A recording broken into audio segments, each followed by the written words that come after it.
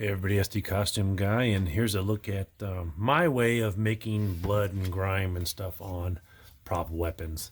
Sorry my voice is kind of deeper or doesn't sound the same as usual. I've been doing a lot of voice exercises, I guess you could say, and trying to do impersonation of a celebrity, which I'm not really ready to even come close to, but my voice is kind of stressed from doing all that stuff. So here's what I got. I got the Mod Podge glue from Walmart. I have some dried coffee, and I have a paintbrush, and we're gonna go ahead and mix this together. Now the thing is I don't have a mixing ratio on what should be mixed to, and I think I'm gonna actually do a different way than I usually do. What I would usually do is add the coffee to the Mod Podge and then apply it. But I think what I'm going to do is add the Mod Podge to the knife and then sprinkle on the coffee and that kind of thing. So we'll go ahead and try that first. Go ahead and just kind of spray or glue that. I don't want it all over the place, but that's good enough. This will dry clear, by the way. So I'm going to go ahead and just kind of sprinkle this on here. I'm going to have to let it dry too. I think I'll just leave it just like that. So there's what I have right now. I'm going to go ahead and have to let that dry. And it'll dry clear, like I said. So this hasn't completely dried, but I can still touch it. It just needs a little bit more drying time because it's still got that white look to it. But it is dry to the touch.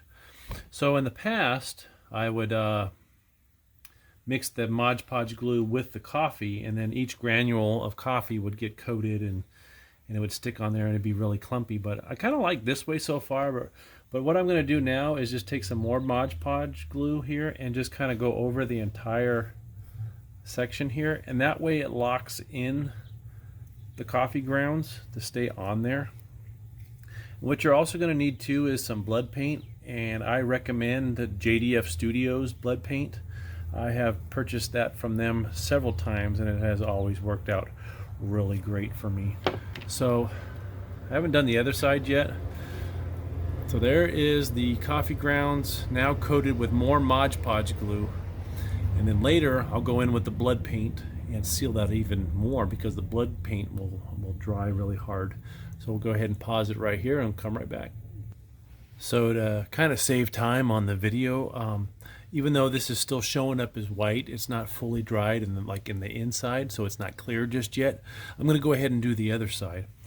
So go ahead and do the other side, especially since I already have the glue out and stuff. It's not clumping up as much as it would when I would mix the coffee grounds with the glue. I don't know if that's going to be better or not. I think I kind of briefly, I mean, I guess I can just make it a little bit thicker in some spots than other. Go ahead and just leave it like that and see how that looks, and go ahead and let that dry. Okay, so what I've done is once that dried, I went over another layer of Mod Podge glue on both sides. Actually, I'm going to go ahead and let that dry, kind of seal in those coffee grounds so they don't come off, which I've never had a problem with that stuff coming off, which I'm also not really rough or anything with my props, so it's not like I'm picking at it or anything like that, or they're flaking off when I'm using it. So I'll go ahead and let that dry. So as we're waiting for the Mod Podge glue to dry, I have the JDF Studios blood paint I just got not too long ago. Haven't even opened it up yet, but this stuff dries and it's not tacky or anything like that, like stuff you would get at Spirit Halloween. Now here's the Rob Zombie Halloween knife from the second movie, and this is with the coffee grounds and the Mod Podge and this blood paint. Now it's a little bit thicker, a lot more chunkier, and maybe that's what I should have done, because in this original one here that I've done here, I mixed the Mod Podge glue with the coffee and applied it on here, and then let it dry, and then I coated it, because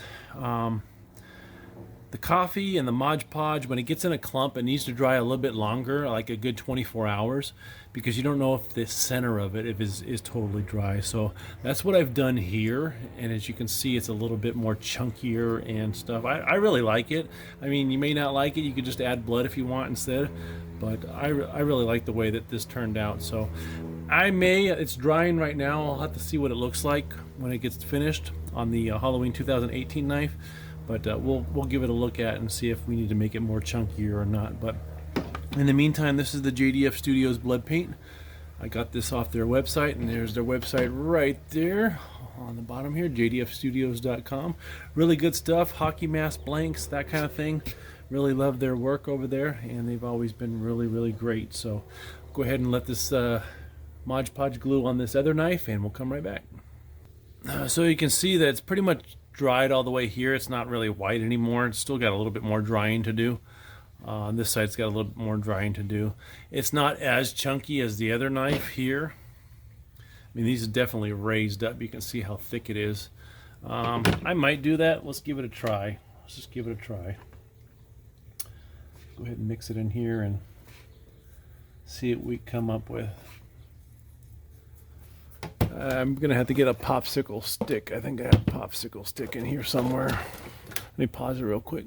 Okay, got the popsicle stick here. I'll go ahead and mix this up a little bit. Maybe I'll just add a little bit more. Like I said, I don't have a mixing ratio. Just mix all of it. Like I said, when you get it like this, though, it's going to take a little bit longer time to dry to make sure the center's dry. And you get it like this. Let's go ahead and kind of smear it on here and see what we get. Yeah, you get a little bit more chunkier, thicker texture. I actually do kind of like that. Maybe we'll do that. We'll do a little bit of sprinkling on there in Mod Podge, and now we're going to go ahead and just kind of cake it on a little bit this way. That way you can decide what you want to do. That's as much as I'm going to do here on this side. Let me go ahead and do the other side. And right now, since it's still wet and stuff, if you get too much, you can just take it off. But what I like to do, once I get this on, I let it dry. I like to go over it again with Mod Podge glue. That way it definitely seals in the coffee on there. So I'm going to go ahead and let this dry for a while. So, okay, so it looks like it's dry because of the white Mod Podge glue is clear basically, but in the center of some of this chunky thickness of the coffee, it's not dry all the way. So I'm going to go ahead and let it dry some more, and that's just a tip that I like using, and you can do whatever you like. If this is too much gore or grime or whatever, you don't have to put as much as I did, but I'm just, like I said, I'm just trying to show a tutorial on how I did my original knife from the Rom Zombie movie, which is here. So we're getting there. So stay tuned. I'll have some more videos on this process.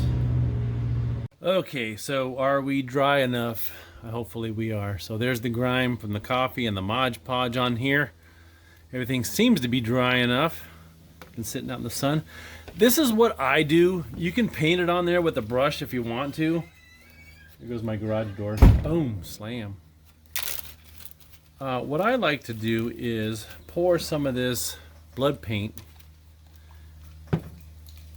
Let me shake it up. I don't think you have to, but let me just shake it up.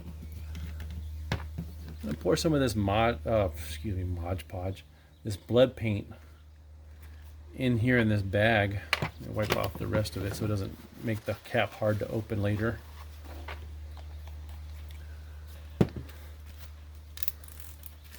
I'm going to go ahead and kind of smear this around in here. It might not be enough. I might have to add some more. Let me add a little bit more.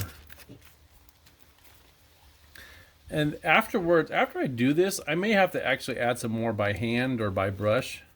But we'll see. I haven't done this in a long time, so bear with me. So what I figure is, okay, we have the Ziploc bag, we have the knife. Let's stick it like we're sticking into somebody. Let's squeeze it on there and then pull it out. And that's what I like to do. And I'm just going to leave it like that. I mean, I might actually take my brush and kind of smear it a little bit further. Oh, shoot, sorry about that. I might smear it back a little bit more so it's got a little bit of streaking to it. Let's see here. There we go.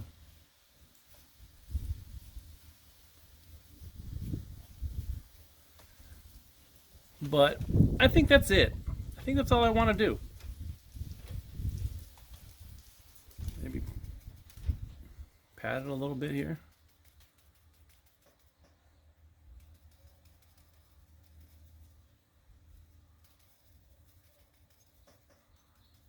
Yeah, you can do whatever you want, really, you know.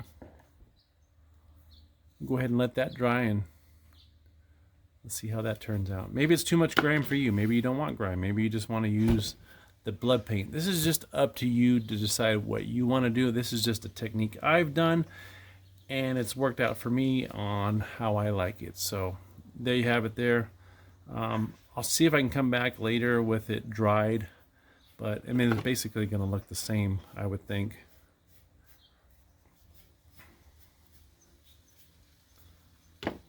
Yeah, there you have it. So here's a look at the knife after it's all completely dry. And you may not like it like this. You may just want to do it your own way. Maybe not add as much coffee grounds, maybe not add as much blood, or maybe actually add more blood.